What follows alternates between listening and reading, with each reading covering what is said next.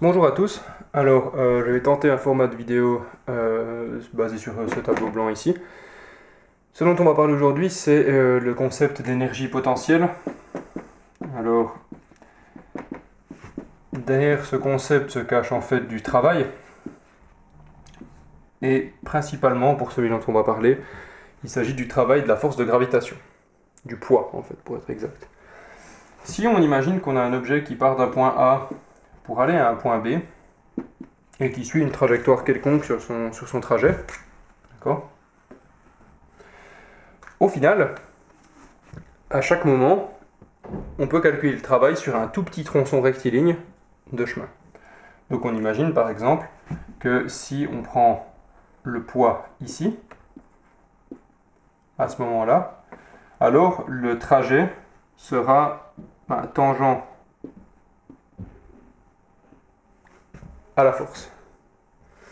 Sur un petit tronçon comme celui-ci, si on fait ça en plus grand, on voit qu'on a d'une part le poids et le vecteur direction. Alors comme on le sait, le travail s'effectue avec un produit scalaire. Et puis en fait, le but du produit scalaire ici, c'est de multiplier les composantes collinéaires de la force et du mouvement. Ce qu'on avait fait jusqu'à maintenant, c'est qu'on avait toujours imaginé ça comme étant on plaque la force sur le vecteur mouvement, c'est-à-dire qu'on calculait la composante collinéaire de mg dans le mouvement. Mais le produit scalaire peut aussi être vu à l'envers, et on peut toujours imaginer qu'en fait, on essaie de plaquer le morceau de trajet sur la force. Si on décompose ce trajet en composantes horizontales et verticales, la partie qui va contribuer au travail, c'est la partie verticale ici, c'est dy, d'accord ? Dx étant orthogonal à mg, on va trouver 0. Donc en fait, ici, le travail sur ce tronçon, ça va être mg fois dy. Alors maintenant, pour chaque morceau de trajet le long de cette trajectoire, on va en fait avoir uniquement la partie verticale du mouvement qui va contribuer. Si on applique ici le théorème de l'énergie cinétique,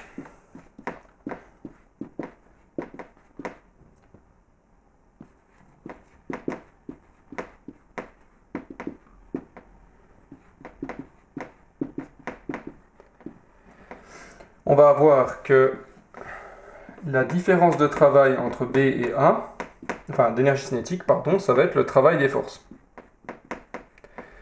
Ici, le travail, ça va simplement être mg, c'est la force du poids, fois la distance horizontale parcourue entre les deux objets, qu'on appelle h. Donc en réalité, la contribution du poids dans ce mouvement, c'est simplement mgh, en termes de travail. Il se trouve que pour ça simplifier la vie, parce que beaucoup de problèmes qu'on étudie, notamment en balistique, sont essentiellement des problèmes où la seule force en jeu est la force de gravitation, on va appeler cet élément ici l'énergie potentielle du poids. Et puis, en conséquence de ça, on va avoir le théorème de l'énergie mécanique qui est le suivant. L'énergie mécanique, c'est la somme de l'énergie cinétique et de l'énergie potentielle. Et puis, cette énergie mécanique a l'avantage d'être conservée si les forces sont conservatives, évidemment, ce qui est le cas du poids. Avec cette méthode, on peut calculer la vitesse de chute d'un objet, par exemple, simplement en considérant la conservation de l'énergie mécanique. Dans une deuxième petite vidéo, on fera un exemple d'application de ce théorème de l'énergie mécanique.